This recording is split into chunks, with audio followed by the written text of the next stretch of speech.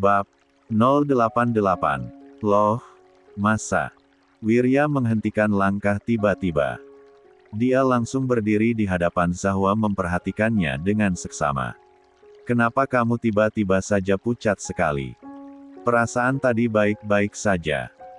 Di sudut matanya, Zahwa masih merasakan kehadiran Irna yang mengawasinya dan Wirya. Sisa tegang. Berbicara dengan tante tadi masih ada kayaknya. Aku gugup banget tahu, enggak apa-apa kok, ucapnya berusaha untuk meyakinkan Wirya. Mau aku panggilkan dokter saja? Enggak usahlah, beneran enggak apa-apa. Mending kita cepat-cepat ke orang tua Mas Wirya sekarang deh. Katanya mereka sudah menunggukan tadi. Iya, tapi kan kesehatanmu lebih penting. Aku khawatir, Zahwa. Belum lagi pasti nanti kena omelan kakakmu yang menyebalkan itu jika kamu kenapa-napa. Enggak. Sumpah, seriusan I'm fine. Zahwa mencoba meyakinkan sekali lagi, dia menggerak-gerakkan tangan mereka yang saling menggenggam lalu menyengir kepada pria di sebelahnya yang masih saja menatapnya terlalu khawatir itu.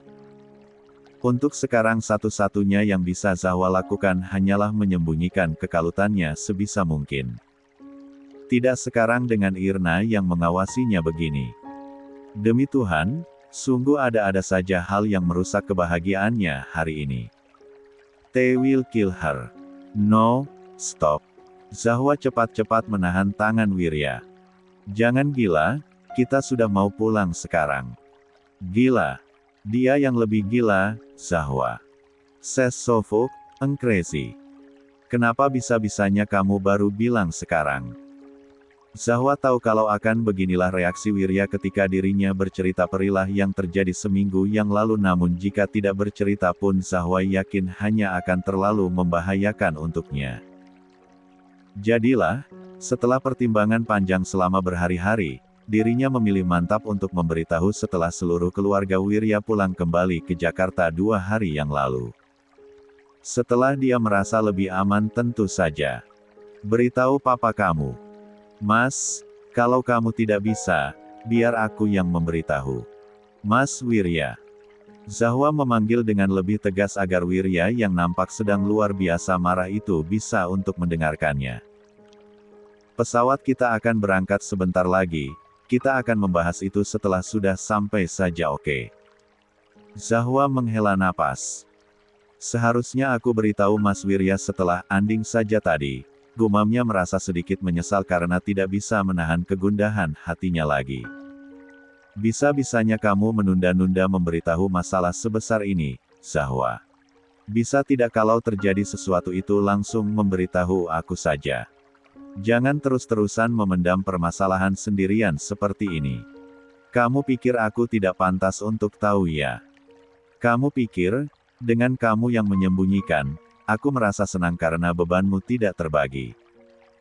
Tidak, aku malahan menjadi lebih terbebani karena berpikiran kamu tidak pernah bisa terbuka dengan aku. Kamu tahu.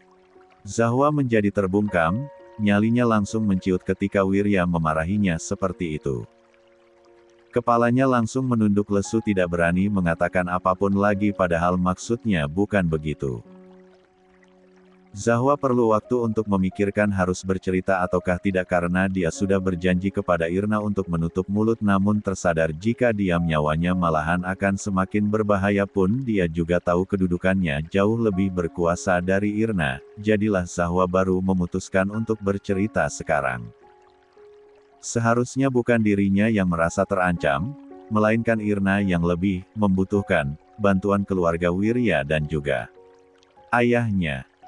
Biarkan pemutusan kerjasama itu terjadi, aku juga akan menyuruh Mama untuk benar-benar mengalih tangankan semua bisnis yang ia berikan kepada Irna untuk menjadi milik kamu.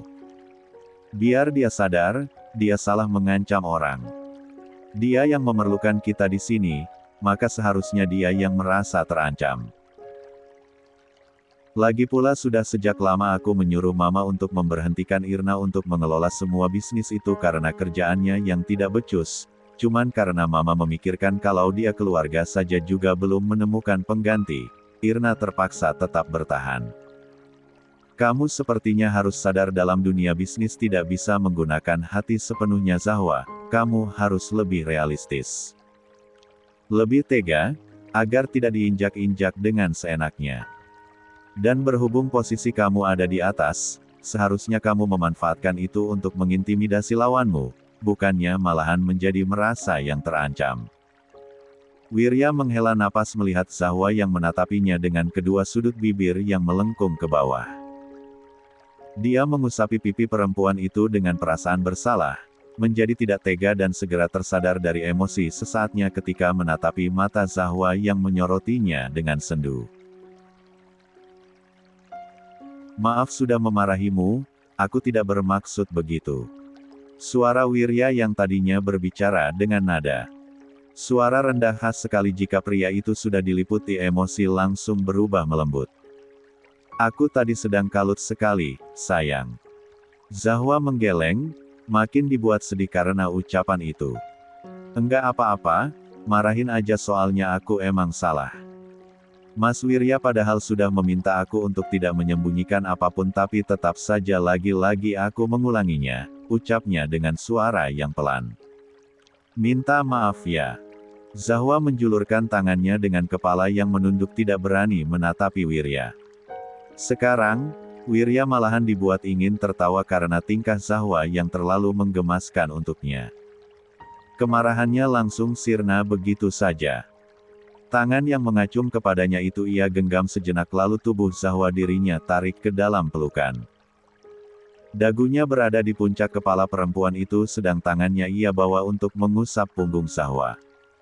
Ia dimaafkan, tapi masih kesal sih sebenarnya.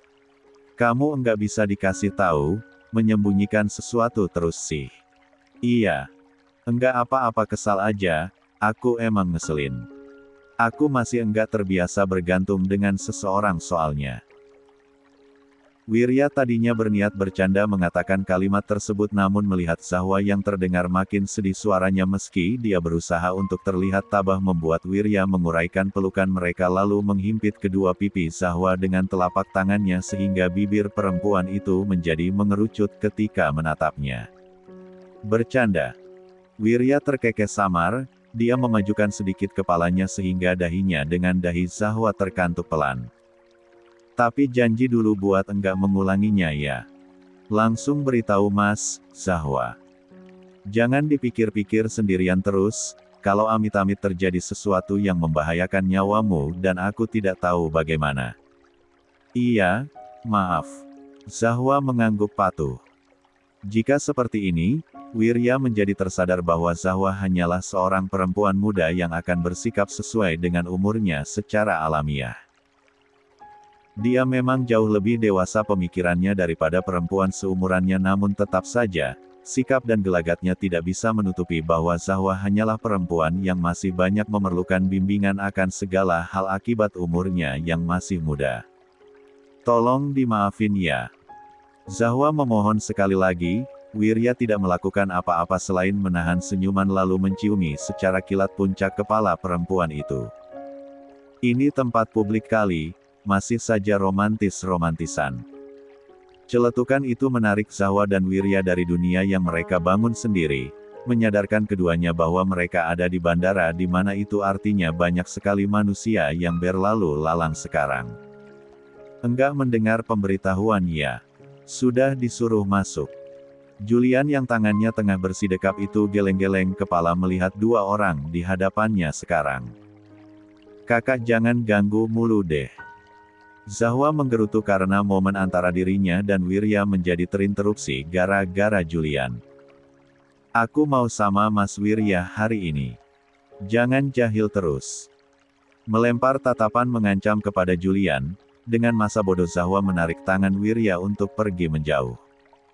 Wah, berani kamu sama kakak begitu ya? Awas saja kamu ya, Zahwa. Zahwa sama sekali tidak menggubris. Malahan kakinya makin cepat melangkah menjauhi Julian di belakang yang membuat Wirya menyeringai puas karenanya sebab kali ini Zahwa memihaknya juga memprotes segala perilaku Julian yang khas sekali seperti seorang kakak kebanyakan, suka sekali menjahili sang adik. Sementara kamu duduk dengan bunda dulu ya. Aku mau berbicara dengan papamu. Zahwa menjadi terdiam sejenak karena dia tahu sekali hal apa yang akan Wirya bicarakan dengan Jiandra. Meskipun diliputi sedikit keresahan, tidak ada yang bisa Zahwa lakukan selain mengangguk karena dia tahu ini demi kebaikan dirinya sendiri. Alhasil, di dalam pesawat yang mereka naiki, di mana seharusnya Zahwa duduk bersisian dengan Wirya juga Jiandra dengan Hanum menjadi bertukar tempat duduk sejenak. Beruntungnya di bisnis kelas yang sekarang mereka naiki, tidak terlalu banyak penumpangnya sehingga mereka bisa menjadi lebih leluasa. Bunda sudah lama sekali tidak ke Jakarta, akhirnya ada kesampaian ke sana sekarang. Zahwa tersenyum menutupi kegugupannya karena melihat Wirya dan Jiandra yang sudah mulai berbicara tepat di belakang kursinya di saat pesawat sudah dengan aman lepas landas di udara. Bunda tidak sabar untuk bertemu dengan bunda kamu di panti. Bunda juga kan menjadi donatur di beberapa yayasan dan juga panti asuhan jadi sedikit banyaknya sudah mengerti tentang situasinya. Hebat sekali anak bunda ini menghidupi adik-adiknya ketika tidak ada donatur. Zahwa hanya bisa membalas senyum yang Hanum berikan kepadanya juga dengan senyuman yang sama. Berusaha untuk fokus pada Hanum yang mengajaknya berbicara meski pikirannya terfokus pada segala perkiraan yang bermunculan di dalam kepala akan bagaimana reaksi Jiandra ketika Wirya bercerita kepadanya. Sekitar 1 jam yang lalu yang itu artinya penerbangan tinggal sekitar 40 menitan lagi, Jiandra tiba-tiba saja berdiri di sisi Hanum lalu meminta untuk bertukar posisi dengan istrinya tersebut. Bunda duduk dengan Wirya dulu ya, papa mau berbicara dengan Zahwa. Oke deh. Asik, bisa mengobrol dengan calon mantu.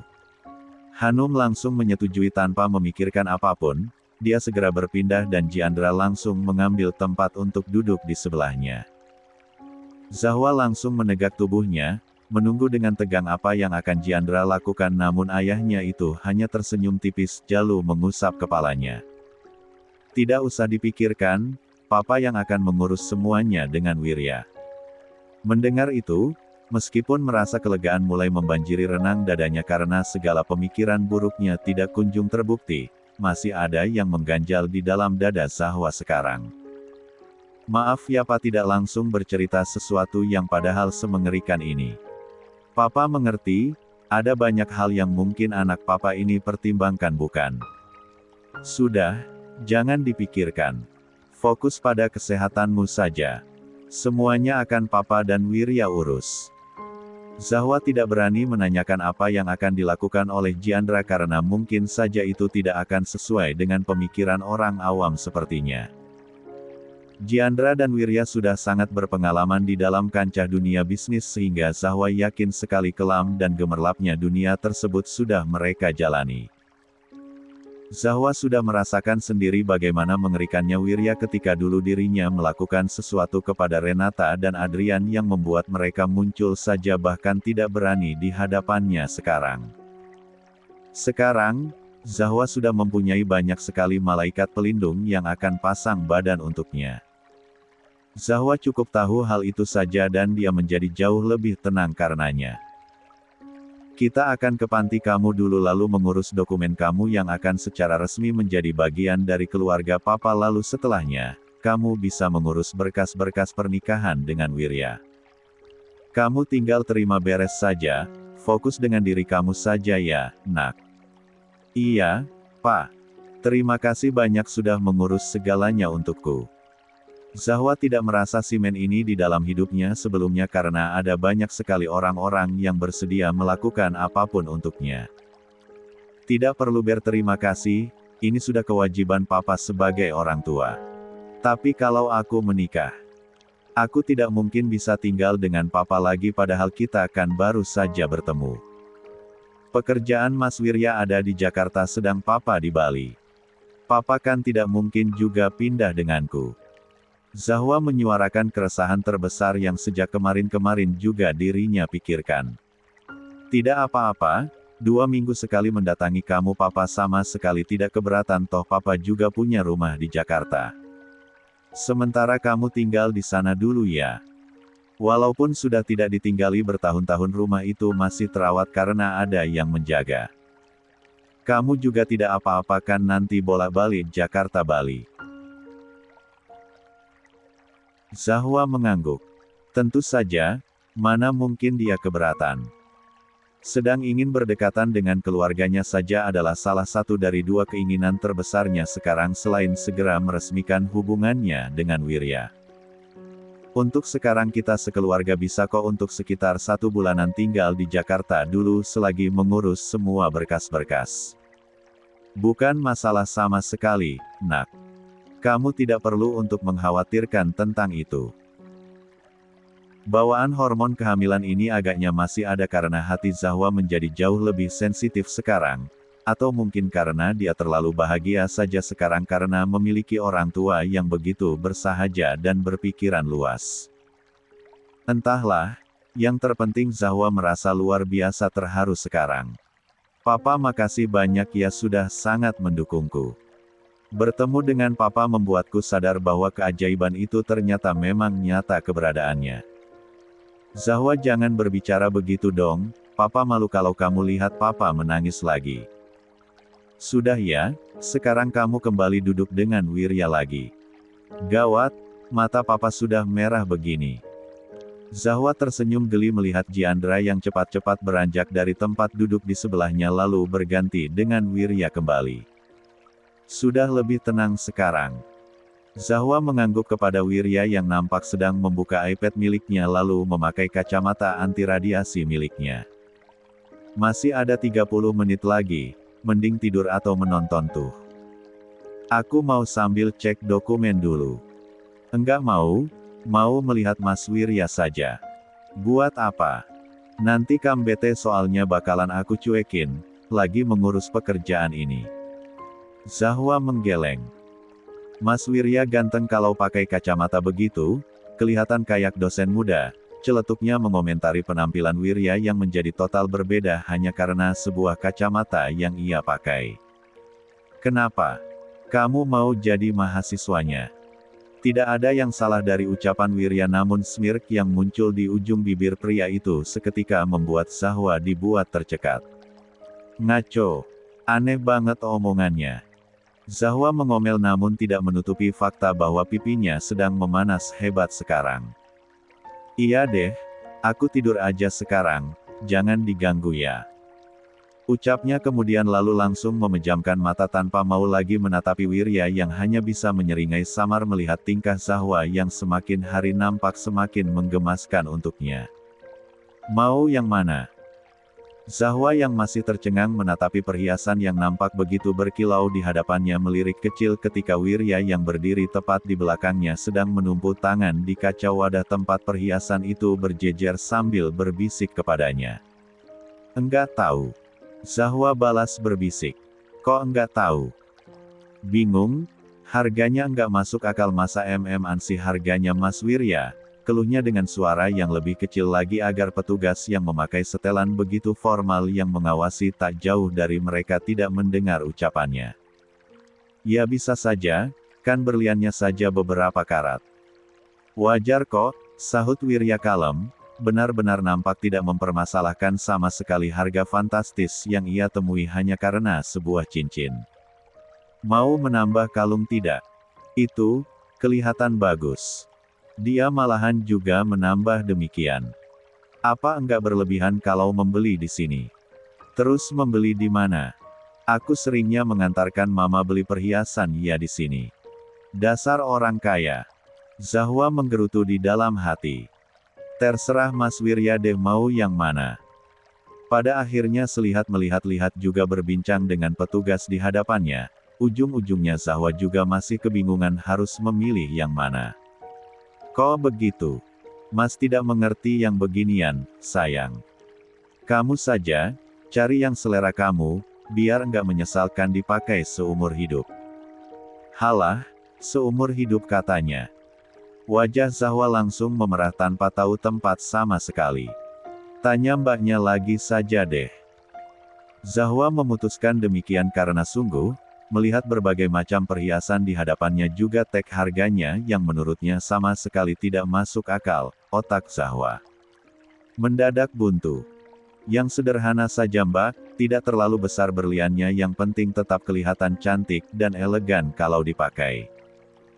Zahwa mengucapkan spesifikasi ketika petugas di hadapannya bertanya cincin bagaimana yang dirinya mau.